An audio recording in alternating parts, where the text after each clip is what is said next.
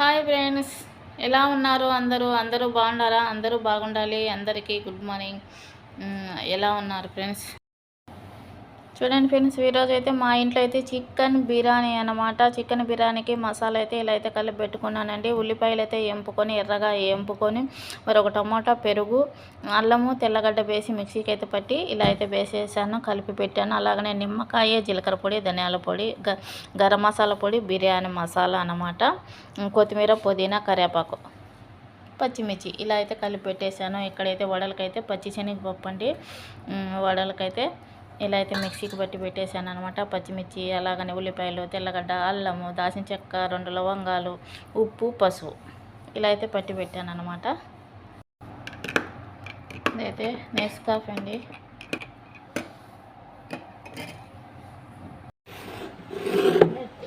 Hi hi అండి, నేనైతే tea తాగుతున్నాను పొద్దున్నే.